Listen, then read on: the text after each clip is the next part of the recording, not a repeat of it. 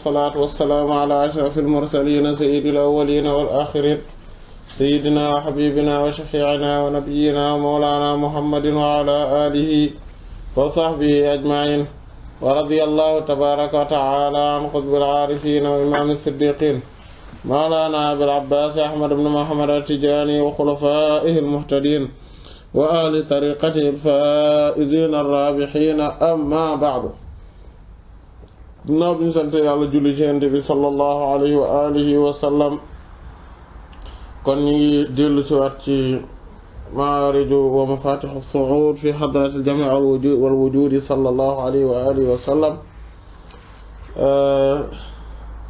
ci buntug maanaam borom bi su fasun fi ismihi ta'ala al-Ghaffar maanaam ci turam boobu moom borom subhaanahu wa ta'ala muy al-Ghaffar mooy jéggalaakoon bi nga xam ne dafay jéggale ñu bari te day jéggale lu bari maanaam ngir bari li mu bari lu muy jéggale ak bari ñu muy jéggal gisoon nañ ne tur boobu li mu di tekki mooy ne mooy ki nga xamante ne moom mooy di suturaal li nga xamante ne moom mooy yi bon yi nekk tamit di suturaal li nga xam ne moom mooy bàkkaari jaam yi ànd ak loolu yépp daf koy def waaye boole ci fay la maanaam suturaal la li bon li nga def ba pare mu wëlbati ko wecci ko def ko lu baax boole ci fay la te bu boobaa sutura googu loolu lu bare bari da ci daal di dugg gisoon nañ tamit ne bu ñu xoolee dinañ gis ne sutura gi borom bi subhaanahu wa ta'ala di suturaal jaam yi ci seen jëmm rek déjà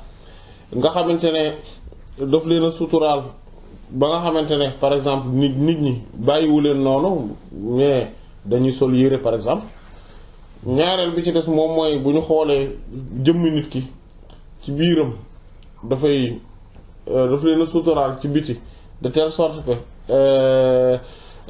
maanaam wuute na différence bu mag a mag dafa am ci diggante biti nit ki ak biiram maanaam biti nit ki ni muy rafetee léeg-léeg ak ni muy setee ak ni muy selle biiram du setee noonu du rafetee noonu beneen sutura boo xam ne borom subhaanahu wa ta'ala def na ko moom mooy ci comportement yi maanaam jëmm yi nit ñi doxale nga gis koo xamante ne daf koy suturaal ba nga xamante ne ci ni muy doxale ci maanaam léeg-léeg yenn jikkoom yu ñaaw yi bu mën na koy contrôler ba nga xam ne bu nekkee ci mbedd mi wala bu nekkee ak yeneen nit ñi maanaam jikko yooyu duñ feeñ maanaam fokk nit ki dëkk ak moom wala nekk ak moom lu yàgg wala fréquenter ko bu baax a baax doo nga xam ne ndekete kii kat am na défaut sàngam waaye souvent bu fekkente ne nii rek ñaare nit ñi duñuy xam défaut boobu loolu muy beneen sutura yeneen yi ci des moom mooy sutura gi mu suturaal comme li imam al-Junayd wax radiyallahu anhu ndeg noonu Seydina Hasan al-Basri tamit rahimahullah radiyallahu anhu doon na ko wax maanaam mooy yàlla daf ñëw suturaal ba nga xamante ne maanaam bokk na ci màggaayu sutura ak borom bi subhaanahu wa ta'ala mooy def gi mu def rek ba bàkkaar du am xeeñ maanaam du xeeñ amul xet ndax bu fekkonte ne bàkkaar day am xet kon problème bu rëy dana am ndax non seulement dina am ñoo xam ne duñu xaj fenn mais dañuy risquer que nit ñi maanaam daal seen sutura day xaawee ko nit ki noonu du takk ci yaram du def dara maanaam nit ki mën na ko def ba pare ñëw romb nit ñi dox li muy dox def li muy def te kenn du gis ci moom ay boobu kenn du gis ci moom yooyu noonu waaye sutura googu ñaari xaaj la dafa am kon sutura bi nga xamante ne borom subhanahu wa ta'ala da koy defal nit ki fekk da koo nëbbal da koo muural tooñ gi muy def maanaam dafay def bàkkaar mais yàlla da ko koy muural bu yowmal xiyaamee mu ne ko lii man maa la ko kii woon yow lii way sa bàkkaar mu ne ko waaw mu ne man maa la ko suturaaloon ana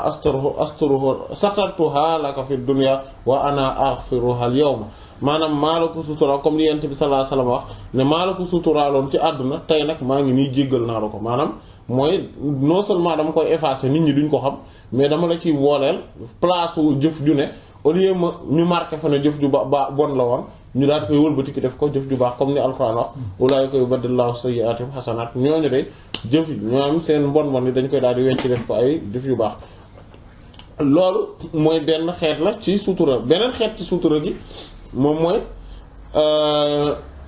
maanaam beneen xeet ci tur bi jéggal maanaam kii ak jéggalaakoon bi mooy lëf ak sutura gi ba tey maanaam mooy le fait que nit ki borom bi subhaanahu wa ta'aala di ko suturaal de telle sorte que du tooj di def bàkkaar maanaam suturaal ko de telle sorte que lépp luy condition yi waroon a tax boobu bu ñëwee bàkkaar am wala bàkkaar bi wala borom bi suturaal ko bu du ko def. am na ñoo xam ne borom subhaanahu wa ta'aala sutura googu la leen defal de telle sorte que même buñ bëggoon a def bàkkaar duñ ko man da ngay gis même ñoo xamante ne dañuy ni ñu màggee maanaam par exemple duñ mës a baali maanaam jamais de leur vie baali duñ ko def même bu ñu bëggoon par exemple dinañu tomber léeg-léeg borom bi subhaanahu wa ta'aala di feeñal ci moom sutura googu de telle sorte que jour bi ñuy bëgg a baali bu ñu demee ba préparé wu dañuy nelaw ak yu mel noonu yoo xamante ne wala bu ñu bëggee def lu bon nii wala yooyu du sotti.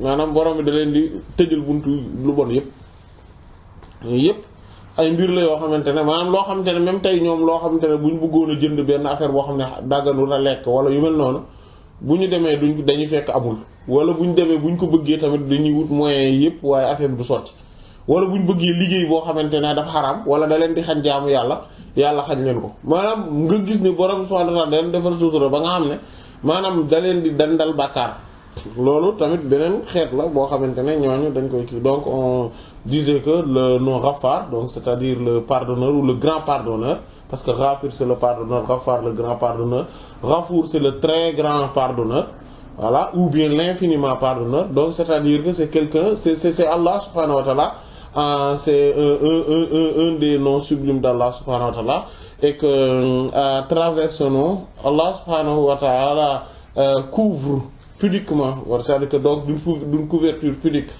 ces créatures, donc de telle sorte que le serviteur c'est-à-dire que le volet extérieur et le volet intérieur de l'être humain sont totalement différents. Par exemple, le fait que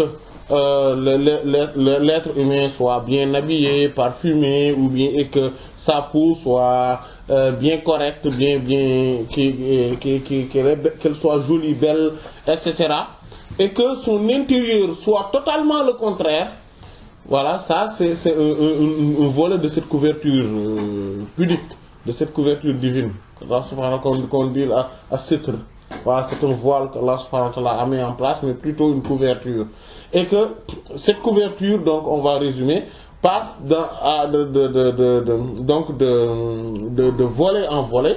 Et que par exemple, nous quand l'être humain fait par exemple par exemple certains défauts, il peut les maîtriser. Allah subhanahu wa ta'ala lui couvre donc publiquement, même si en privé, lui il peut être souvent incorrect. L'autre volet de cette couverture également, c'est le fait que Allah subhanahu wa ta'ala a fait que ces péchés-là, ces actes de désobéissance n'ont pas d'odeur, comme Sayyidina Hassan al-Basri l'avait dit radiyallahu anhu. Voilà.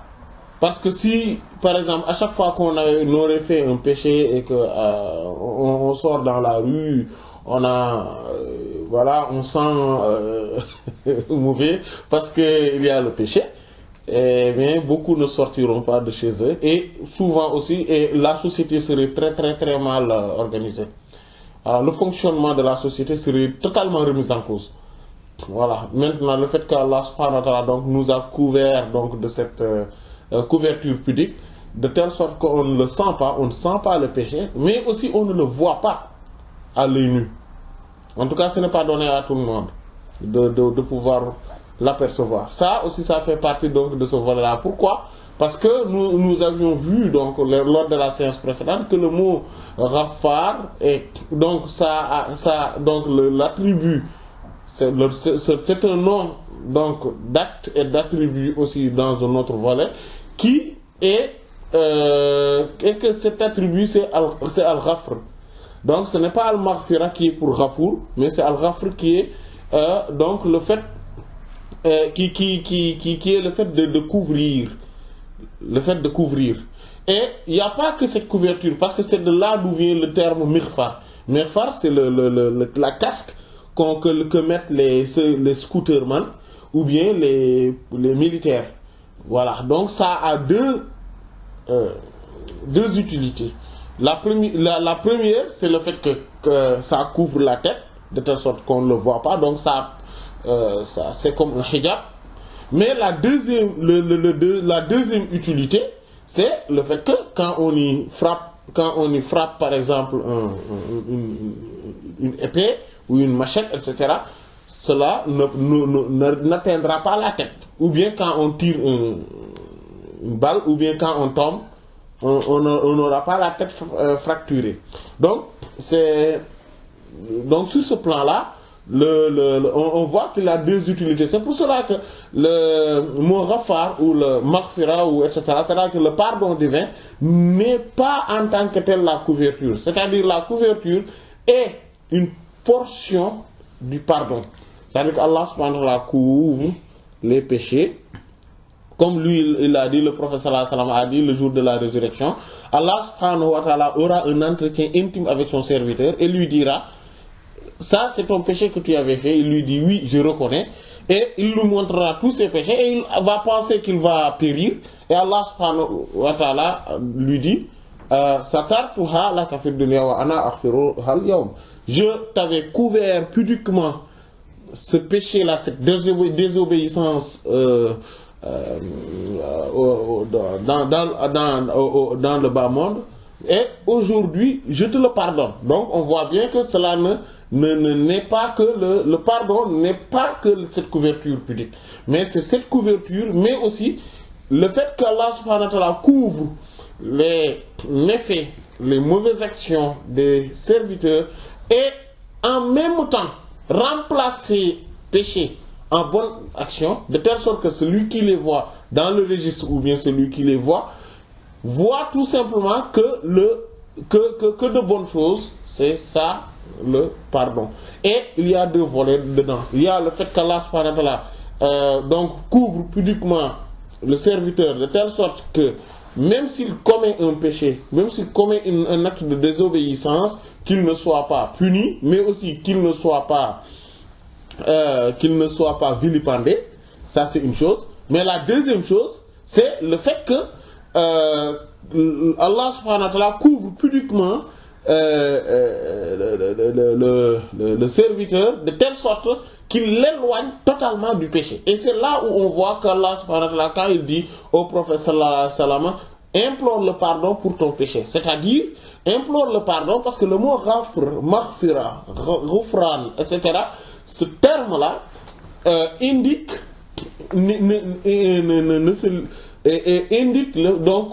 on indique cette couverture et ce remplacement, c'est-à-dire cette augmentation de bienfaits divins et de grâce divine. Ce qui fait quoi? Ce qui fait que quand Allah subhanahu wa ta'ala dit au prophète sallam d'implorer le pardon, il lui demande en même temps, il lui dit voilà, implore le pardon, mais il lui dit c'est pour toi et pour les croyants. Donc si ce qui concerne le prophète sallallahu alayhi wa sallam, ce ne sont pas les péchés. C'est-à-dire que même s'il utilise tes péchés, en fait, c'est que il ne les a pas du tout commis. Parce que comme la première partie ou le premier volet, c'est la couverture pudique, il n'a pas pu les faire parce que la couverture pudique a deux volets aussi. Il y a le fait qu'Allah subhanahu wa ta'ala te couvre des péchés alors que tu es dedans.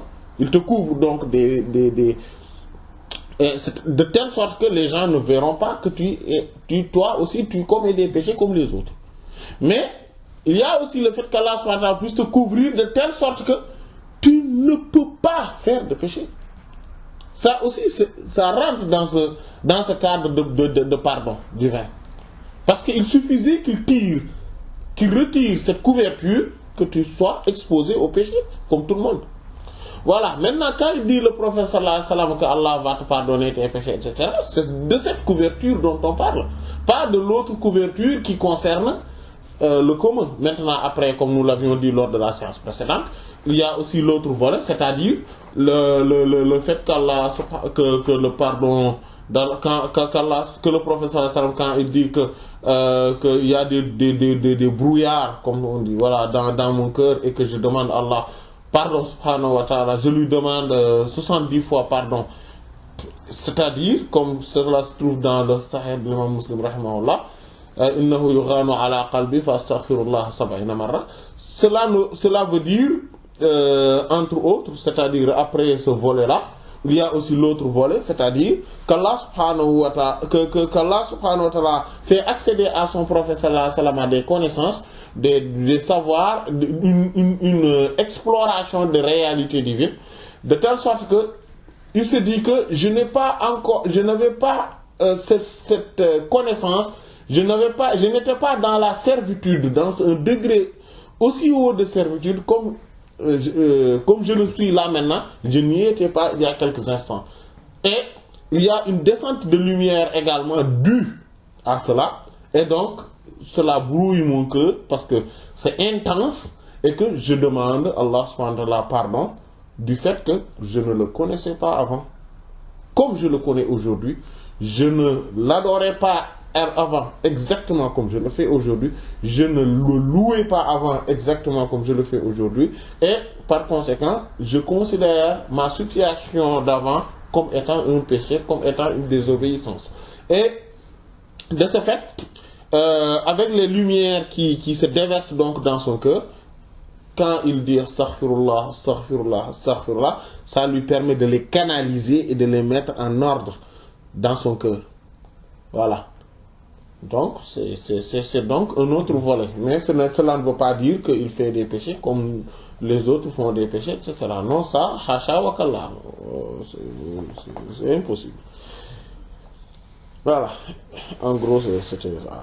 Bon. Maintenant, kon ñu jéggale fi nga xamante ne nag moom la ñu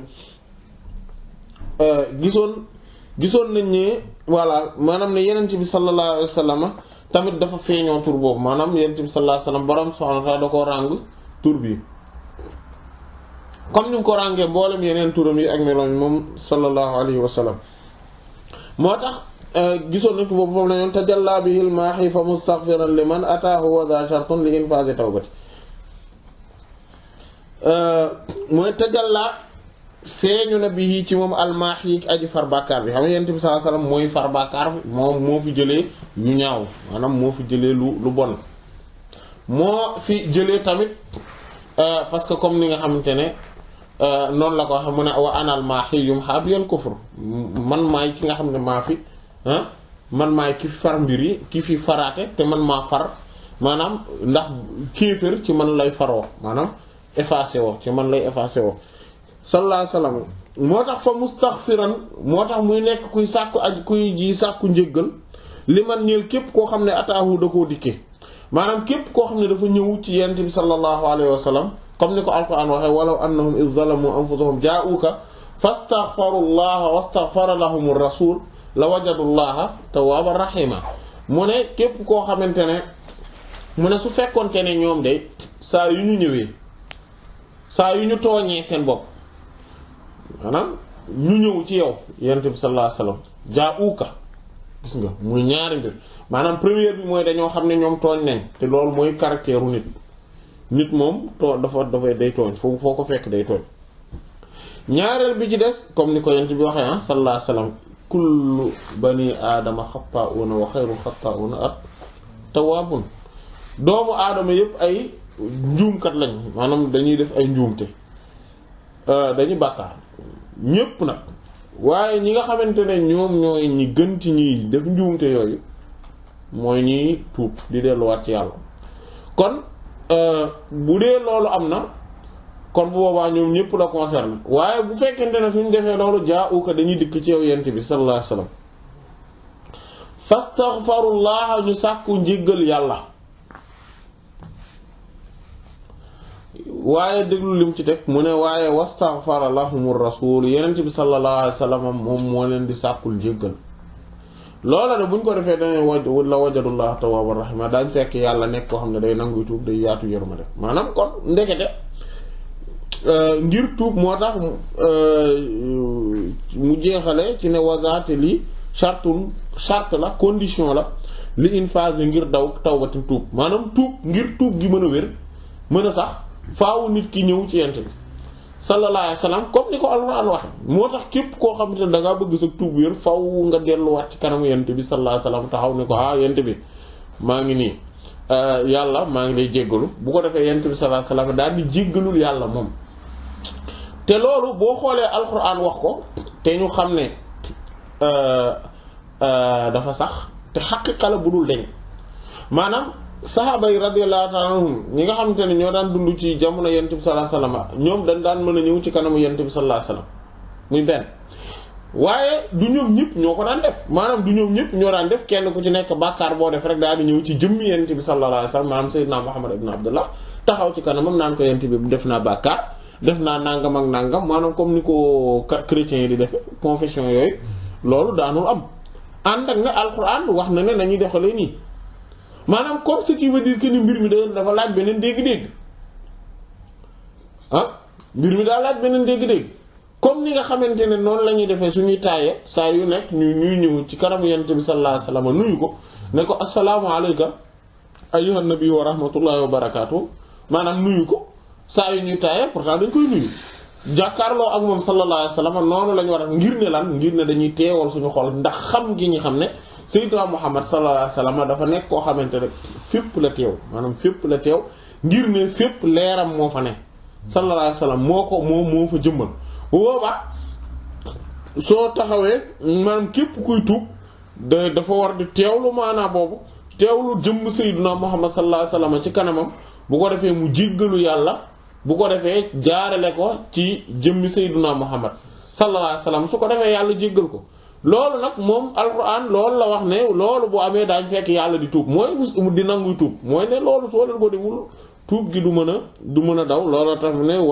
lii nag charte la ngir tuub mën a wéy loolu moom moo tax jarul xaar képp koo xamante ne dafa yaakaar ne mooy comme li daloon Seydina mooy imam ar-Rifa'i radiyallahu ta'ala anhu ñëw ci kanamu yenente bi sallallahu alayhi wasallam xabru yenente bi la dem c'est que mooy borom tariqa Rifa'i Ahmad ar-Rifa'i radiyallahu ta'ala anhu Cheikh Ahmad ar-Rifa'i radiyallahu anhu ñëw ci kanamu xabru yenente bi sallallahu alayhi wasallam maanaam ngir yegg si foofu yenente bi sallallahu alayhi wasallam génne loxo mu fóon ko après mu ne mais moom moo ko laajoon yent bi génne loxo mu foofu parce que dafa ne aka neexoon waaye moom ma mën a waaye gis foon loxo yent bi waaye sallallahu alayhi wasallam la yent bi génne loxo bi ci xabru yent bi sallallahu alayhi wasallam ginnaaw loolu mu ne aka neexoon waaye ma mën a toog fii dëkk xaaral ma préparé wu mu day préparé pour dëkk fa yent bi nag ne ko sallallahu alayhi wasallam soo jàppee ne sama njariñ mi ngi fu ne te man foo mën a nekk maa nga fa bu boobaa fu la neex nga nekk fa waaye soo jàppee ni man fii rek laa ne kon toogal fii mu daal di jëlaat ay bagages am dem te xam nga ne yent bi sallallahu alayhi wasallam moom mi ngi fépp jëmm mi ngi fépp moom la ñuy wax ci jawharatul kamal wa nuurika llahi alladhi malaka bihi kawnakal haayit bi am ci natil makaan mooy sa leer gi nga xamante ne dafa peek dafa nekk li nga xamante ne mooy mboolem bërëb yi moom moo fa duggul rax fa dem ca necc ak lu bërëboo yent bi sallallahu alayhi wasallam mi ngi ci donc loolu lu mat a bàyyi xel la donc pour résumer c'était en fait le fait que le prophète sallallahu alayhi wasallam a incarné ce nom parce que comme étant aussi celui qui a incarné tous les noms et attributs divins et parmi les preuves de cela il y a le fait que Allah subhanahu wa ta'ala nous a dit que et si s'ils commettaient des injustices, c'est-à-dire qu'ils étaient injustes envers eux-mêmes, ils viennent à toi et ils implorent le pardon d'Allah. Et que toi, tu implores le pardon pour eux, en leur faveur, ils verront qu'Allah subhanahu wa ta'ala est celui qui accepte les repentirs et qu'il est très miséricordieux. Et on voit bien que dans ce verset, Allah subhanahu wa ta'ala dit que pour que le pardon soit accepté, il faudrait que les gens viennent auprès du prophète sallallahu alayhi wa sallam. Et que le prophète sallallahu alayhi wa sallam, c'est qu'à partir du moment où le prophète sallallahu alayhi wa sallam lui-même implore le pardon, que le pardon est exaucé. Et ça, c'est parce que si on regarde bien ce verset, Alors que les compagnons radiyallahu anhum ne venaient pas à chaque fois qu'ils faisaient par exemple quelque chose qui est contraire aux injonctions divines, ne venaient pas dire au prophète sallallahu j'ai fait comme les chrétiens le font, c'est-à-dire les confessions là, ils ne le faisaient pas. Mais et pourtant, est-ce qu'ils avaient manqué de respecter ce verset coranique? Non. C'est parce que quoi? C'est comme nous quand on fait la tahiyya, le tashahhud. Le tashahhud, on dit assalamu alayka ayyuhan nabi wa rahmatullahi wa barakatuh. C'est-à-dire on adresse nos salutations au prophète sallallahu alayhi wa sallam en lui disant que les salutations soient sur toi, au messager d'Allah. Ceci dit, le fait qu'on lui adresse cette parole montre qu'il est là, parce qu'on utilise la deuxième personne du singulier. C'est parce que le prophète sallallahu alayhi wa sallam, de par son essence, de par sa lumière, est présent partout. Est présent partout. Et d'ailleurs, c'est lui-même qui est celui qui, comme nous l'avions vu plusieurs fois lors de ces séances, c'est partout où c'est cette lumière, c'est sa réalité qui se reflète dans toute l'existence. Voilà. Et donc, le prophète sallallahu alayhi wa sallam, on peut s'adresser à lui partout où on est dans l'univers, n'importe où. D'ailleurs, quand il se manifeste à nous, il ne se manifeste, il ne se déplace pas. Non, c'est juste que il enlève le voile ou le rideau qui est entre notre vision oculaire et lui. Il n'y a que ça. Il ne va pas se déplacer de là-bas pour dire que le prophète sallallahu alayhi wa sallam est venu me voir, non. Il enlève juste le voile et on le voit. Parce que il est aussi présent n'importe où est l'existence. Parce que l'existence ne subsiste que par sa lumière. Sallallahu alayhi wa sallam, par son essence, par son esprit. Il est l'esprit de l'univers, de l'existence. Sallallahu alayhi wa sallam. Par conséquent, quand on demande pardon à Allah. C'est pour cela qu'il dit wastaghfirullah. Il faut demander pardon à Allah. Donc il faut implorer le pardon à Allah. Il ne l'implore pas au prophète. Ça sera. Mais ils le font quand même en la présence du prophète. Sallallahu alayhi wa sallam. C'est-à-dire qu'ils se représentent le prophète sallallahu alayhi wa sallam devant eux et ils se confessent devant Allah. Ainsi, Allah, le prophète sallallahu alayhi wa sallam va demander pardon pour qui? Pour eux. Et que c'est à partir de ce moment-là, comme le dit ce verset, c'est qu'à partir de ce moment-là qu'ils sont pardonnés. Donc ça, c'est une subtilité qu'il faudrait bien ne pas perdre de vue.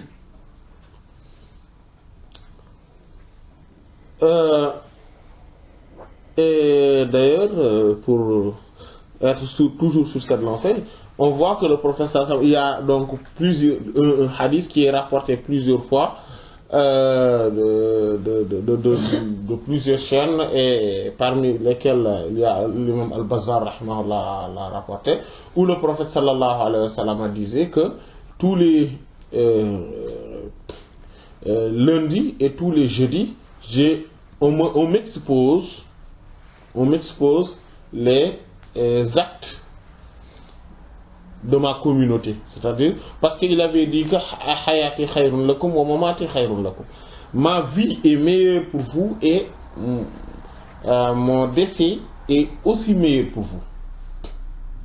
On lui a dit mais oui, votre vie, on le sait que c'est meilleur pour nous, mais votre décès comment? Il dit que c'est parce que tous les lundis et tous les jeudis la nuit, les actes de ma communauté me sont présentés, me sont exposés. Et je vais dire, oh Allah, pardonne-t-elle, jusqu'à ce qu'il soit pardonné. Tous. Donc ça aussi, c'est un autre acte qui montre que lui-même, en fait, parce que quand il dit, pourquoi on dit qu'il incarne ce nom? Parce que si lui, dès qu'il dit Allah, pardonne-t-elle, Allah le pardonne. De ce fait, c'est comme s'il est un substitut. C'est-à-dire, voilà, il est un substitut de ce... c'est-à-dire que... parce que s'il ne décide pas de demander le pardon, Allah ne va pas pardonner. Donc dans ce sens-là il a incarné ce nom. Voilà kon mooy loolu mooy le fait que yonent bi sallallahu alayhi wasallam li borom subhaanahu wa ta'ala li xadis boobu wax ne yonent bi sallallahu alayhi wasallam doon wax ne sama dund moo gën ci yéen sama génn àdduna moo gën ci yéen bi ñu ko laajee ne ko dund gi na mu xam nañ ko waaye génn àdduna gi moom naka lañ ko mën a tege mu ne waaw parce que tout simplement bisub altine bu nekk ci guddi ak bisub alxamis ci guddi gu nekk dañ may gaaral seen jëf yi sama jëfu xeet yëpp dañ ma koy gaaral bu ko defee mën naan yàlla jéggalal diw jéggalal diw jéggalal diw te loolu noonu moo tax yàlla di leen jéggal te xadis boobu xaafiz Abdullah ibn Muhammad ibn Siddiq al-Ghumari rahimahullah bind na ci ab téere boo xamante ne dafay indi càllay xadis bi et cetera ak yooyu yëpp dëgëral ko teg ko maanaam wane maanaam ni nga xamante ne noonu la xadis boobu nekkee xadis boo xamante ne mënee fu te dute ci ak wéram. Voilà le al-Hafiz Abdullah ibn Siddiq al-Ghumari a rédigé un livre sur ce hadith là, voilà, en rapportant les chaînes voilà de ce hadith. Voilà donc huwa moom yent bi sallallahu alayhi wa sallam an-najmu mooy biddiw bi fenk bi comme li yent bi sallallahu alayhi wa sallam borom subhaanahu wa ta'ala nee na an-najmu saaqib maanaam mooy biddiw boobu nga xamante ne dafay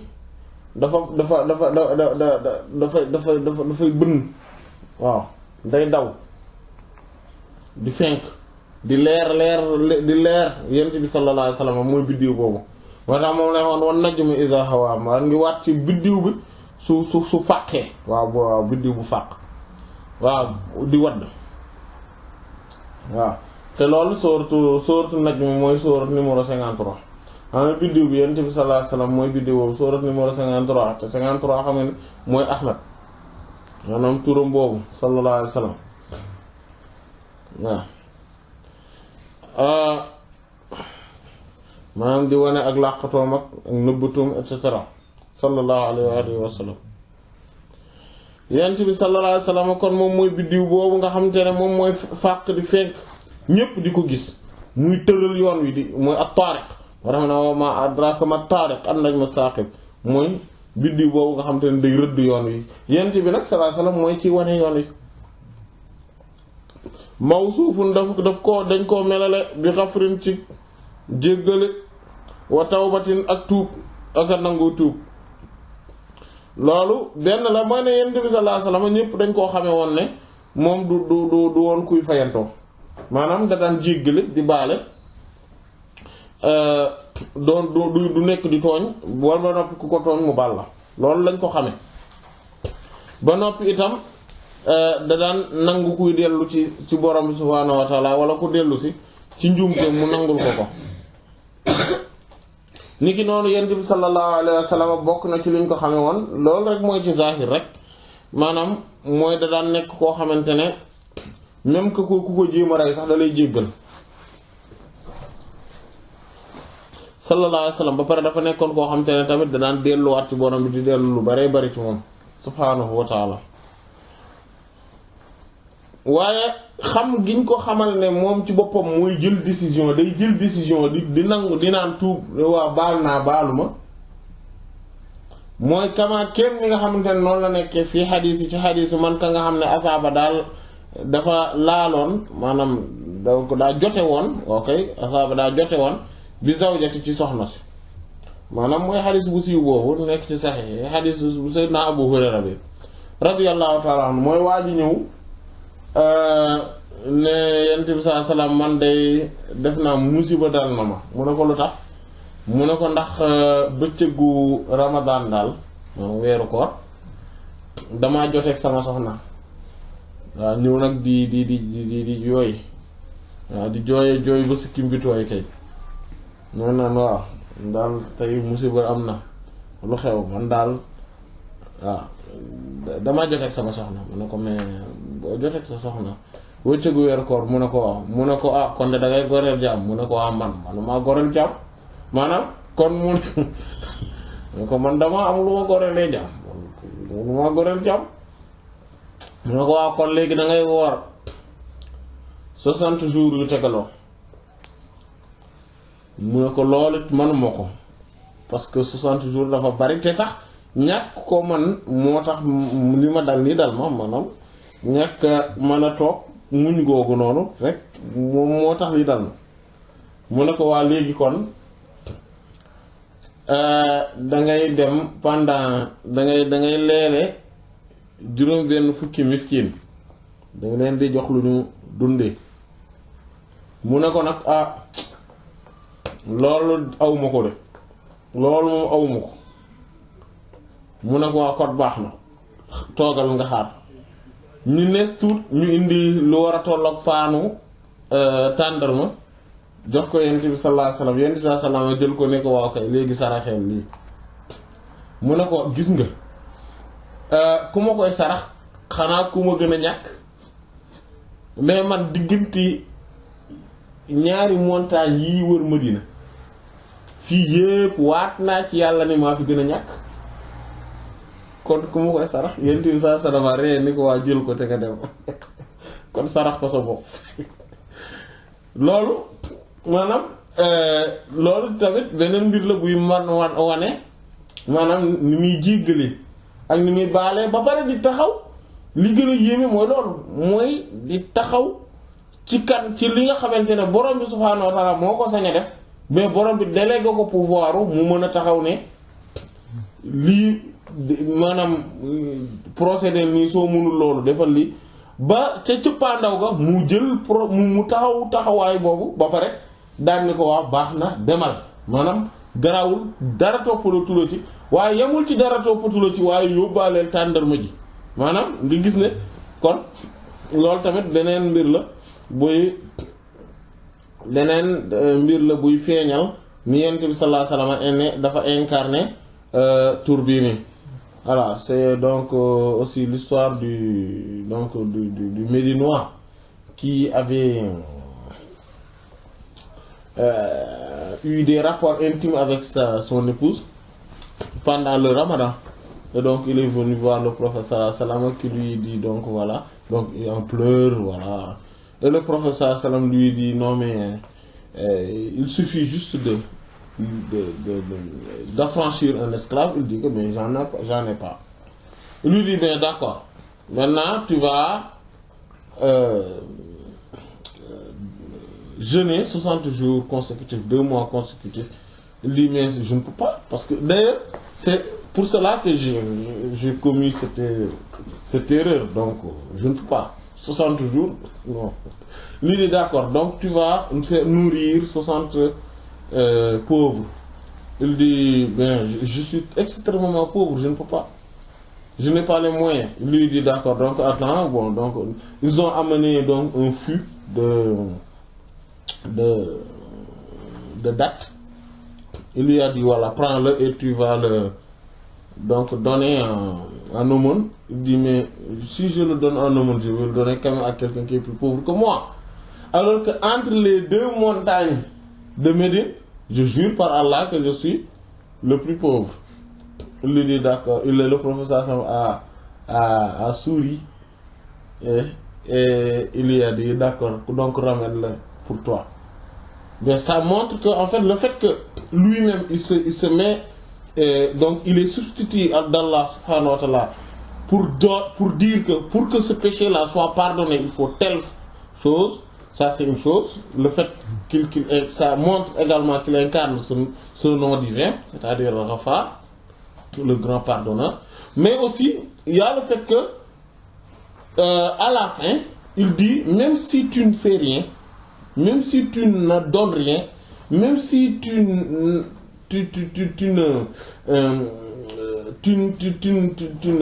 fais aucune chose pour absoudre ce péché, quand même, vas-y en tant que pardonné. Mais non seulement que qu'on t'a pardonné, c'est-à-dire qu'on ne te poursuit plus, mais que tu vas avec un flux de dates en même temps. Voilà, tout cela montre et que le professeur Sam, dans sa vie, il est connu comme étant quelqu'un qui pardonnait.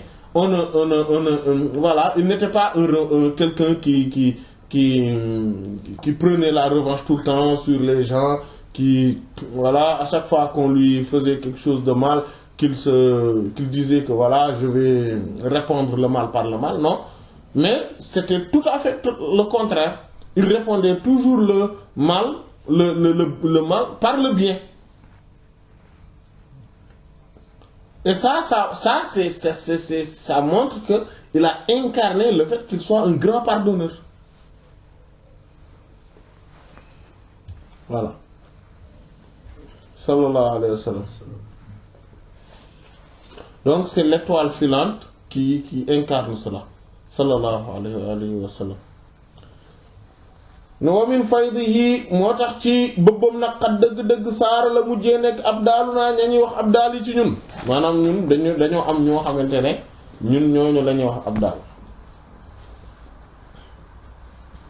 ala maqaamin ci maqaama boo xamante ne zunuban seeni bàkkaar minhum ci ñoom fawqa taa'ati moo fiiti kaw jëf yu baaxu ñeneen ñi ci def loolu mooy caractéristique ab daal yi wala bokk na ci. Donc c'est grâce au prophète sallallahu alayhi wa sallam aussi, non seulement lui, mais aussi les abdal ont eu un caractère, parce que c'est pour cela que les abdal leurs caractéristiques, leurs attributs est une manifestation de son nom. Voilà, Al-Ghaffar. Donc c'est ce qui fait que leur caractère s'est tellement réformé, changé, de telle sorte que même leur désobéissance, leurs actes de désobéissance sont plus récompensés que les actes d'obéissance des autres. Parce que ils sont eux-mêmes des manifestations de son nom Ghaffar. Voilà. ñoom seen bàkkaar yi maanaam moo féete kaw dégg nga jëf yu baaxu ñeneen ñi. Voilà. Mais il faut comprendre par péché là qu'ils font. Il faut pas comprendre meurtre, assassinat, vol, fornication. Non, il faut pas comprendre cela. Voilà.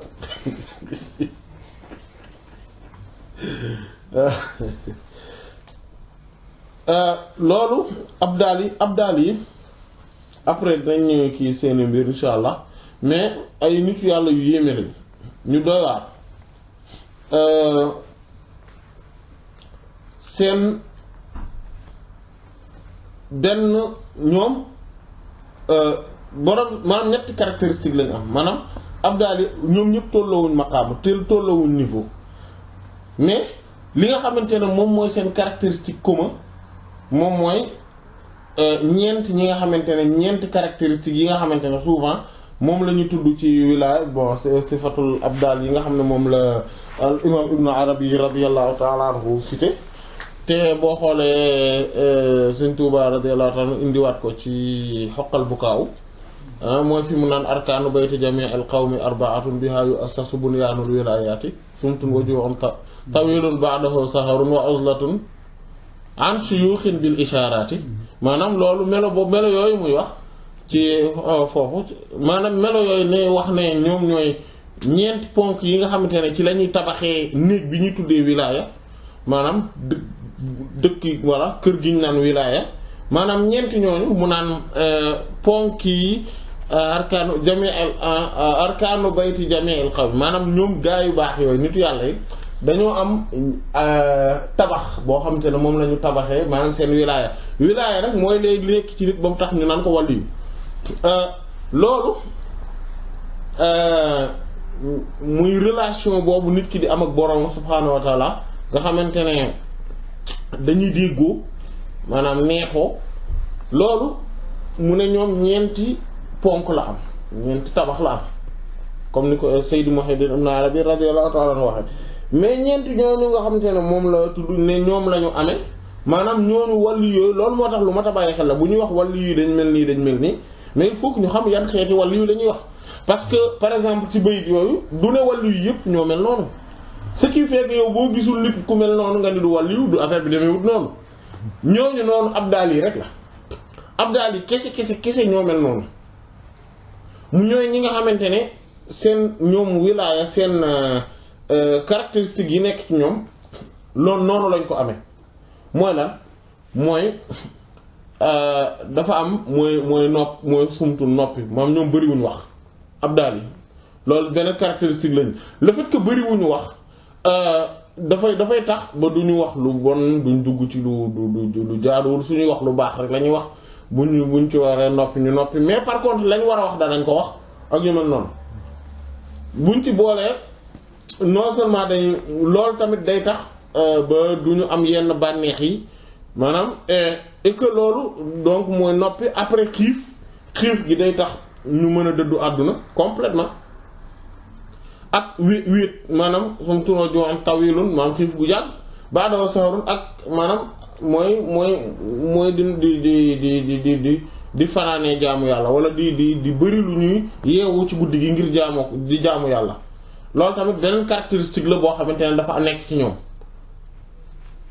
ak wéetaay maanaam beru bugguñu di lu xumb waaw di dem ay fu mbooloo di faral di bëri lu ñu nekk moom ñoom bugguñu loolu ñoom dañuy faral di wét maanaam ñeenti caractéristiques yooyu nag day tax ngay mën a mucc ci ñeenti noon yi mooy seytaane bakkan bànneex ak àdduna maanaam loolu moom moo leen yóbbee ci ñu mën a am maanaam caractéristique boobu maanaam le fait que ñu am ñeenti caractéristiques yee moo tax ñu mucc complètement ci ñeenti noonu yooyu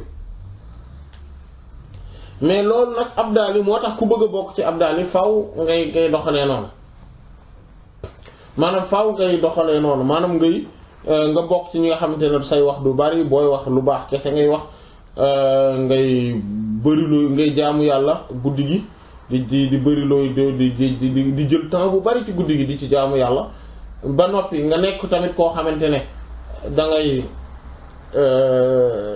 xiif bu baree bari di bëri tamit looy woor ak yu mel noonu bi ci des moom mooy doo bëri looy nekk ci mbooloo yi nit ñi fu xumb nii doo fay faral di dem booy dem ci fu mbooloo nii ay jàkka lay doon jumaa wala ay jotaayu xam-xam jotaayu diine te bu jotaayu diine ji sax day rax ay affaires yi comme ñun suñu événement religieux yi yooyu moom bokku ci moom yooyu moom bokku ci parce que yooyu moom ay caaxaan daanaka rek caaxaan kese la maanaam daal loo xam ne daal yàllay kese fa ne rek voilà su dul loolu doo ca dem voilà ay xeeti ay ngénte ay mariage yooyu nga xam te ne souvent dalay faral di fàtte ay affaires yi àdduna yooyu tamit ñoom duñ ci di faral di dem maanaam yooyu noonu ay caractéristiques la yoo xamante ne buñ ko boole moom moo leen yóbbee ci ñu am maqaama yooyu ñu bokk ci abdal yi mais abdal yi bari wuñu voilà am na kii mooy allahumma farrij an ummat sayyidina muhammad allahumma aslih ummat sayyidina muhammad allahumma ighfir li ummat sayyidina muhammad sallallahu alayhi wasallam loolu dañuy wax ne ku koy wax 10 fois tous les jours saa yoo xëyee def ko yàlla mën na laa boole ci abdal yi voilà maanaam kon loolu tamit beneen mbir la moo xamante ne lu avantage la mooy di ñaan yàlla jéggalal xeetu Seydina Muhammad sallallahu alayhi wasallam yàlla yéwénalal mbiri xeetu Seydina Muhammad sallallahu alayhi wasallam yàlla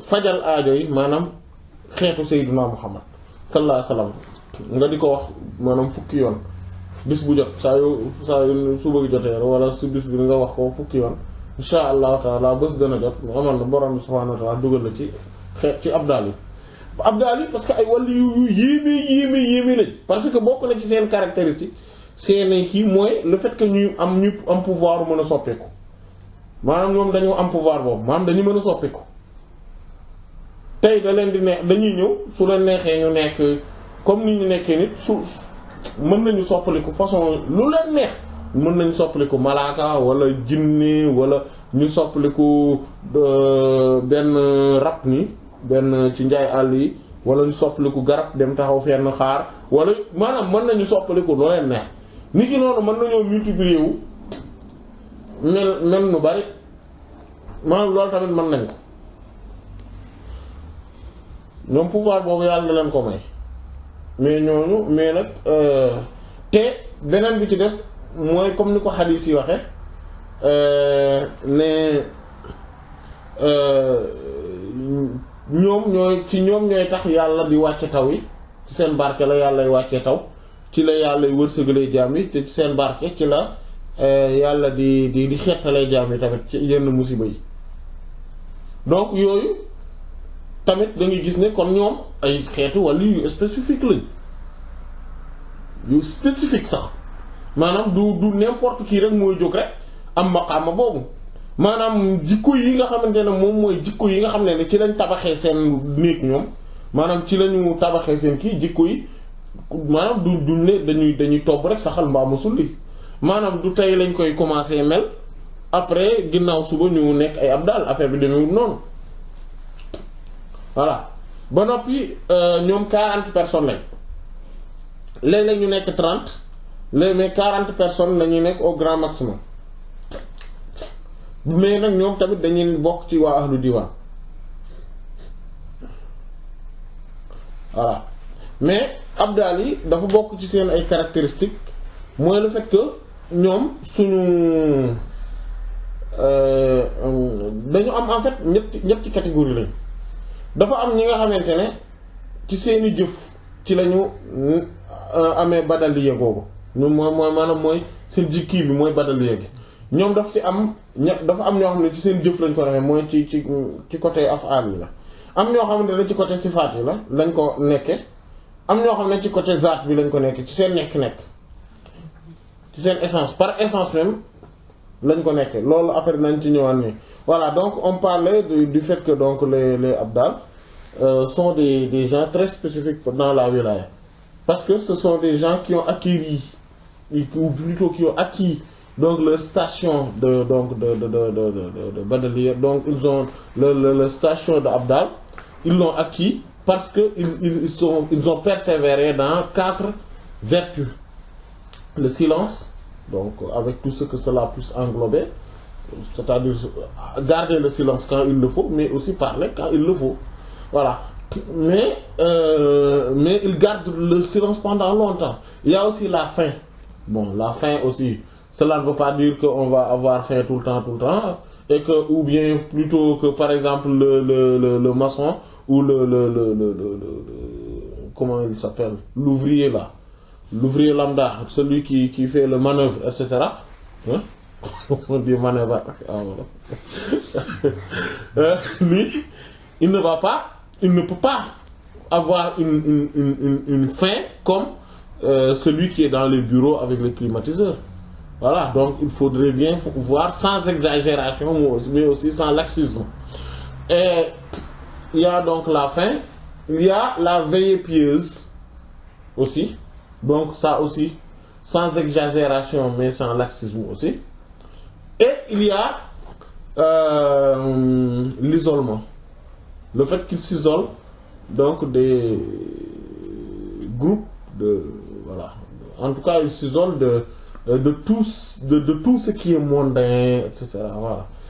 Quand ils vont dans un groupe, c'est parce qu'il n'y a que l'adoration là-bas, il n'y a que la science, etc. Voilà. Et donc c'est à cause de ces quatre vertus qu'ils ont échappé aux 4 ennemis jurés.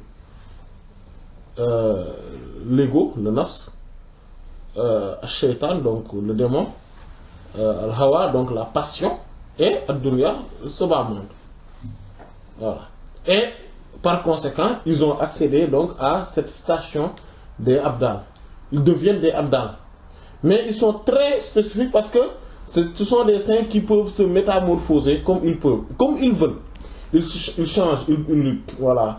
Et ils peuvent prendre la forme de ce qu'ils veulent. Les anges, des djinns, des animaux, des objets, etc. Voilà. Et ils peuvent se décupler aussi. Donc ils se multiplient comme ils veulent également.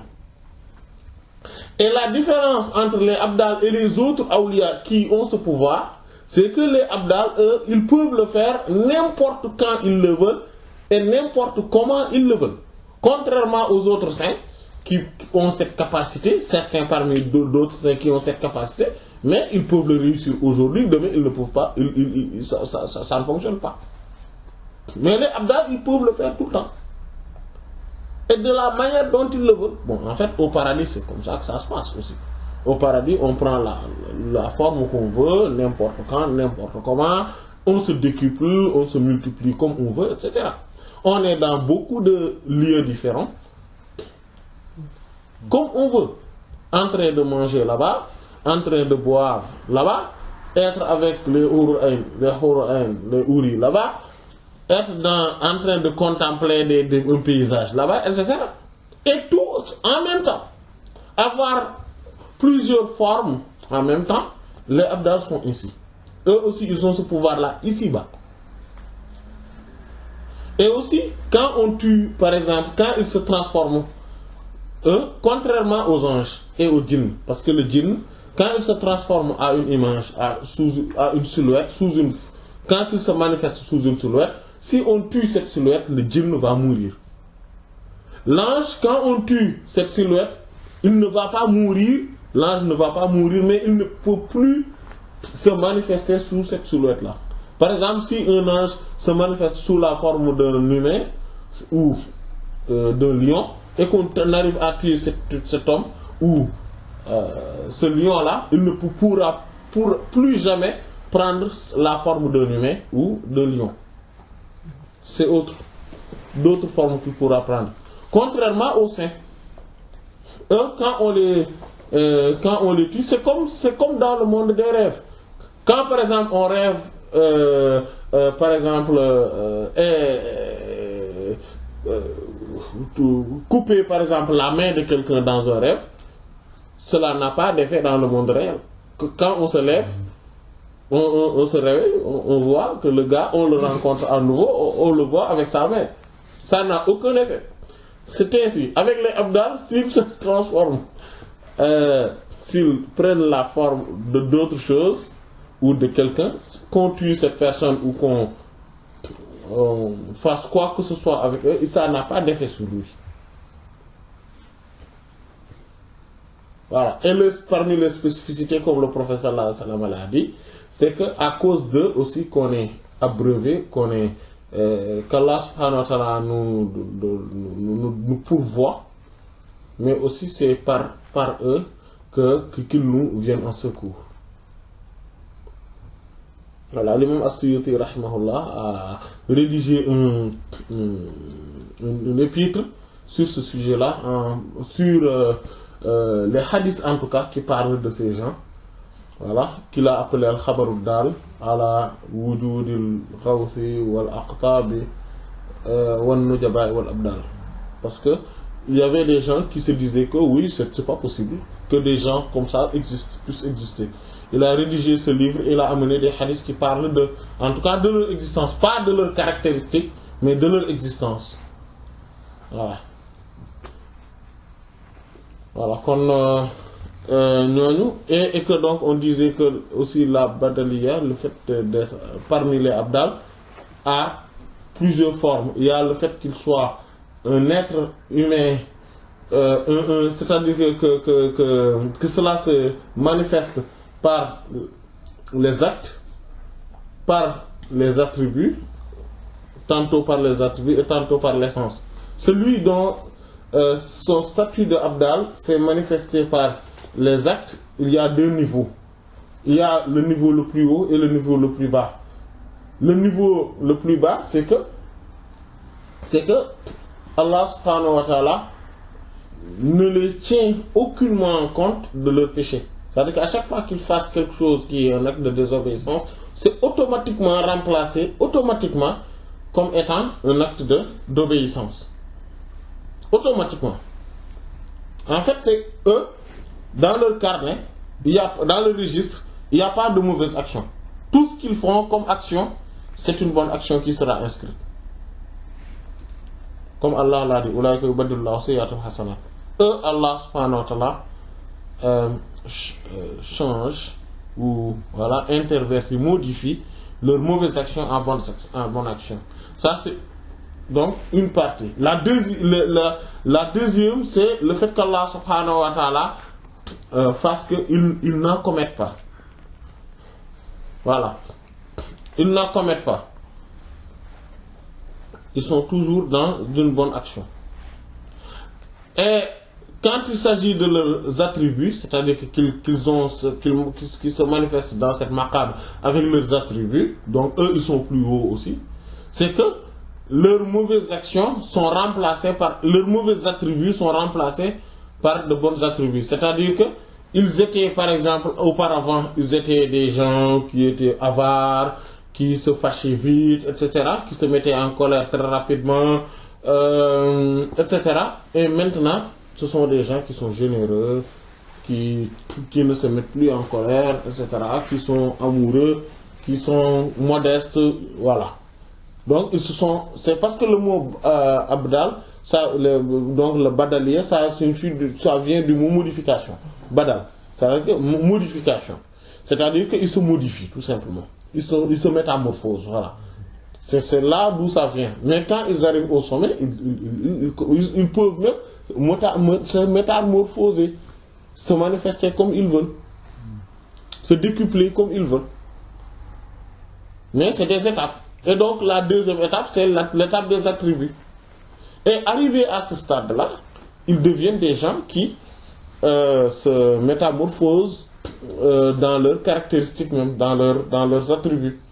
Et la deuxième étape, donc l'étape la plus haute aussi de cela, c'est le fait que les attributs humains, donc d'ordre de la créature, vont se transformer en attributs divins. C'est-à-dire qu'eux-mêmes, ils n'ont plus d'attributs à eux-mêmes, mais c'est Allah subhanahu wa ta'ala qui manifeste ses attributs à travers eux. Voilà. Et à partir de ce moment-là, quand ils évoluent à ce niveau, ils vont arriver au stade où ils auront cette badaliya, donc cette station, mais par essence. C'est-à-dire que quand ils se voient eux-mêmes, ils ne se voient plus, ils voient Allah. Et là, arrivé à ce stade-là, on commence à être très très très loin dans la wilaya. Oui, parce qu'ils ne se voient plus, ils voient qu'Allah. Voilà. Mais le plus haut niveau, c'est quand Allah les voit eux. Quand Allah veut se voir lui-même, il les regarde. Et il va se voir lui-même. Parce qu'ils deviennent les miroirs d'Allah subhanahu wa ta'ala. Parce que Allah subhanahu wa ta'ala s'est manifesté en eux, non seulement par essence, mais aussi par ses attributs et ses noms. Et il y a une très très très très grande différence entre le niveau où le serviteur voit Allah en lui et le niveau où Allah regarde le serviteur en se voyant en lui. Une très grande différence. Une très grande différence. Peut-être que la semaine la semaine prochaine, Inch'Allah. Ou voilà. L'autre séance, Inch'Allah, on va plutôt développer cela, Inch'Allah. Voilà. Et voilà, on s'arrête là, Inch'Allah. Wallahu ta'ala a'lam wa sallallahu ala sayyidina Muhammadin wa